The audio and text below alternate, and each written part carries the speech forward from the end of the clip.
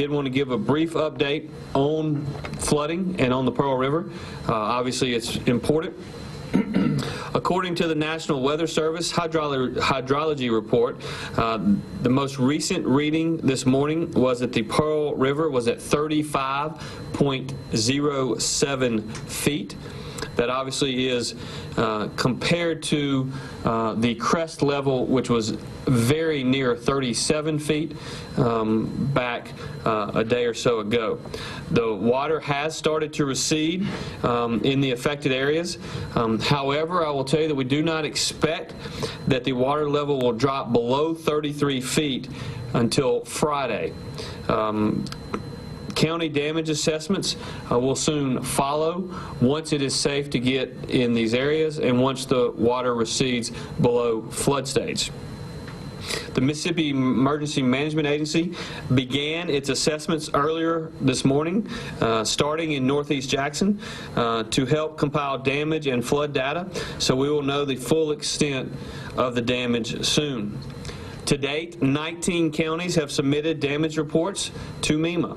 These counties include Quitman, Grenada, Clay, Oktibbeha, Lowndes, LaFleur, Carroll, Holmes, Attala, Leake, Humphreys, Washington, Yazoo, Warren, Claiborne, Hines, Rankin, Copiah, and Greene. As of yesterday afternoon, the Mississippi Department of Transportation crews have reopened all Jackson area roadways that were closed over the weekend in anticipation of flooding, including the I-20 on-ramp from State Street.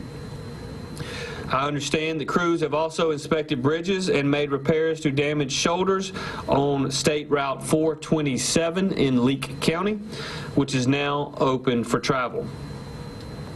For those who have been displaced during the flooding, the shelter at the Jackson Police Academy remains open, and it remains with at least 100 available spaces for anyone who might need it.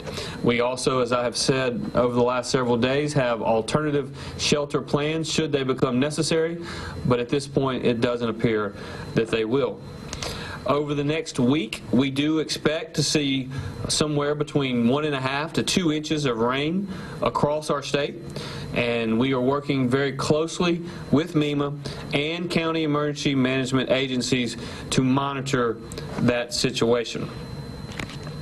While residents are not yet clear to return to their flooded homes, it's not too early to begin thinking about the upcoming cleanup. When disaster strikes, that's when true Mississippi spirit comes alive. When a fellow Mississippian is in need, we step up and we lend a helping hand. As I've driven in the affected areas over the last several days, one of the things that has become clear to me is that there is going to be a need for a lot of us to step up and help clean up the trash that the rising waters has brought to our friends and our neighbors. Is quite frankly unbelievable. And so I believe that as we move to the future, we should all be willing to do our part to help in that cleanup effort. And my family is certainly ready to roll up our sleeves and help.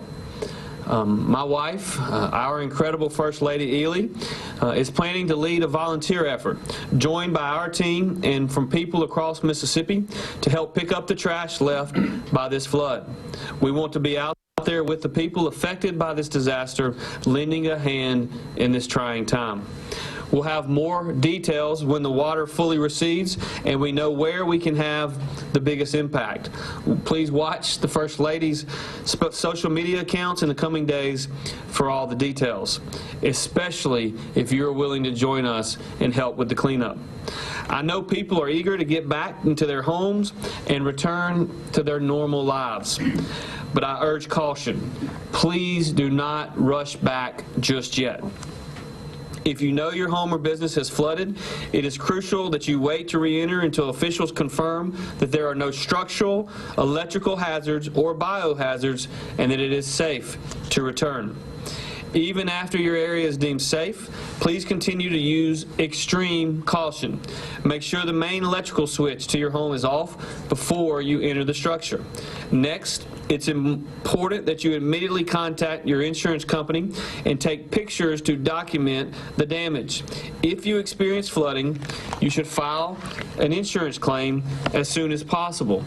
If you have an insurance-related question, please call your insurance agent or contact the Mississippi Insurance Department.